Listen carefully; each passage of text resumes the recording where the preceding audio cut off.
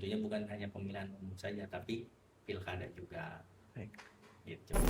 Simpelnya seperti itu, melakukan pengawasan terhadap pelaksanaan pemilihan umum dan pelaksanaan pilkada.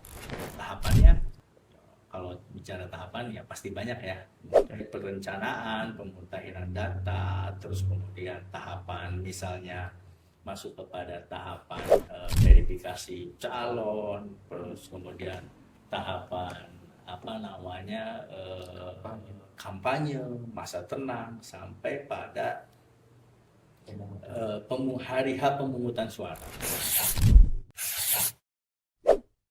Yang kaitan dengan alur penanganan pelanggaran pidana pemilu itu berasal dari tadi yang disebutkan oleh Mana, itu yang pertama dari laporan dari masyarakat yang memang mempunyai hak pilih.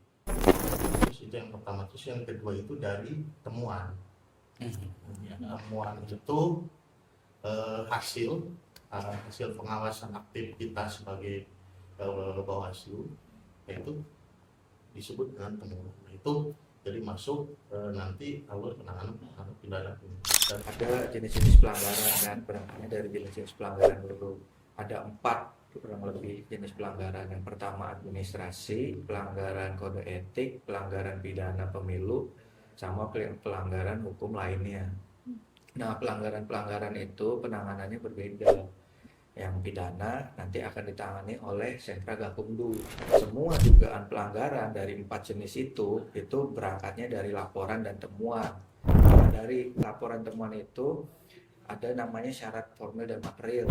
Alurnya nih, udah nanti memenuhi, misalkan siapa? Nah, lapor ke Bawaslu kan, ini saya ngelihat yang gampang pidana pemilu itu money politik atau politik uang. Saya lihat itu paslon itu bagi-bagi uang, bagi-bagi amplop.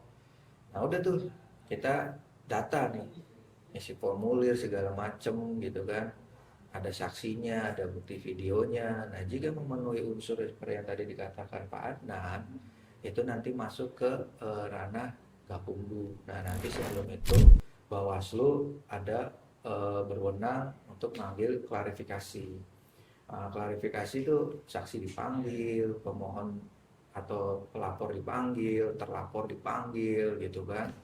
Kita klarifikasi di situ. Nah nanti kalau misalkan setelah klarifikasi yang kita bikin investigasi awal gitu kan, bener enggak gitu kan, kita telusuri gitu. Nah nanti udah masuk ke berkasnya ke Sentra Gakumdu. Nah baru di situ bikin kajian hukum dengan unsur kepolisian dan kejaksaan. Nah itu untuk yang pidana. Kalau untuk yang pelanggaran administrasi, nah itu Bawaslu bisa memutuskan jika memang dalam hal ini penyelenggara KPU menyalahi atau tidak sesuai ketentuan. Misalkan ada meloloskan paslon tapi syarat pencalonannya kurang. Jadi administrasi itu kita putuskan sama Bawaslu. Nah kalau kode etik, ada dugaan pelanggaran kode etik, nah nanti Bawaslu wewenangnya merekomendasikan ke DKPP. Nanti lebih lanjut oleh DKPP penanganannya. Nah kalau hukum lainnya seperti yang tadi disampaikan tuh kayak netralitas ASN. Nah itu nanti diurus sama Kemenpan RB. Ketidaknetralan kebanyakan ketidaknetralan terkait dengan aparatur pemerintah desa, ya kan, terus ASN. Jadi karena memang kadang-kadang kan euforia terkait dengan pemilihan ini luar biasa, karena tadi semua punya hak politik, ya kan, semua punya hak berpolitik, dan kadang-kadang mereka lupa bahwa mereka adalah orang-orang yang dilarang untuk melakukan kegiatan kampanye. Kayak kepala desa itu, dia kepala desa diatur oleh undang-undang desa maupun undang-undang pemilu itu sendiri kan. Terus kayak ASN diatur oleh undang-undang ASN maupun undang-undang pemilu itu sendiri mengatur terkait dengan netralitas. Nah kadang-kadang netralitas ini adalah menjadi sesuatu hal yang mungkin nanti pekerjaan kita ke depan, bagaimana kita nanti melakukan formula-formula khusus terkait dengan netralitas ASN maupun kepala desa ataupun stakeholder pemerintahan Pemda gitu ya, termasuk pemerintahan Pemda juga kan itu nggak boleh. Yang namanya pokoknya yang namanya berafiliasi dengan itu adalah tidak netral. Nah, tidak netral ini adalah hal yang menjadi momok buat kita bahwa sehingga jangan sampai pilkada atau pemilu ini menjadi sesuatu hal yang menjadi membuat disetir. Ya, jadi kan ini sebuah kendaraan ini dia bisa aja dibelok kiri belok kanan karena mereka tadi punya hierarki jelas ya, punya ada hierarki. Kepala desa hierarkinya ada ke atas, PNS hierarkinya jelas ke atas. Nah ini kadang-kadang menjadi sebuah hal yang banyak kejadian pelanggaran di sini di netralitas ini. Yang lainnya yang mungkin di pidana pemilu kayak kegiatan kampanye yang di tempat yang dilarang. Jadi ada tempat yang dilarang, ada orang yang dilarang. Nah itu kan. Itu. Kayak waktu sendiri tuh gimana Pak? Ya itu kan ada batas waktu. Tahapan itu di setiap waktu tahapan itu. Ada tahapan kampanye ya dibatasi waktu. Waktu kampanye berapa minggu, berapa hari. Nah kalau sudah stop ya selesai, masa tenangnya udah ada lagi, nggak ada kegiatan kan gitu. Itu waktu yang dilarang. Atau belum mulai tahapan kampanye belum mulai, mereka sudah kampanye nih, ini dilarang kan waktunya dilarang gitu. Nah, gitu. Jadi ada tahapan yang harus dipatuhi. Belum waktunya kampanye ya tidak ada yang berkampanye. Kalau sudah selesai waktunya kampanye selesai semuanya. Termasuk medsos juga kita awasi karena masih banyak kan pengguna medsos yang selalu berkampanye di medsos. Jadi tetap kita lakukan pengawasan baik maupun di medsos maupun di langsung gitu. Hoax ini adalah menjadi berita kabar burung tapi yang bisa membuat orang teropini kan seperti itu. Jadi benar tadi salah satu caranya ya tadi kita mengejar sumber berita awal. Di mana berita hoax itu dimulai. Kita kejar, kita cari orangnya, klarifikasi, dan kita counter lagi. Kita sampaikan lagi berita kebenaran.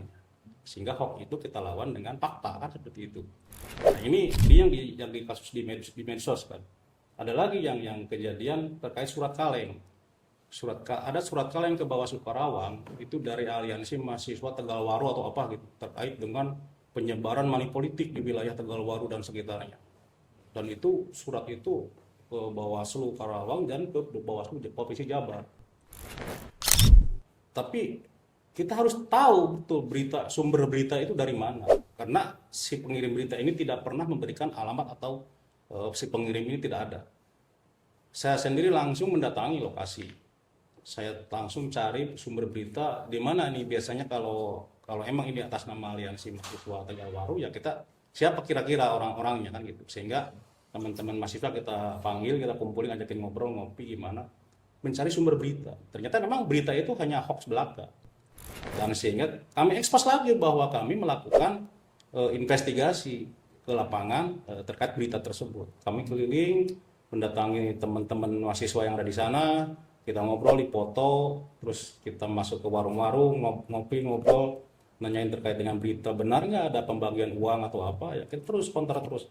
Nah, nanti kita upload di medsos kita di IG kita bahwa berita tersebut adalah hoax karena kita langsung melakukan investigasi langsung ke lapangan. Nah seperti itu kita terus counter berita hoax ini dengan fakta.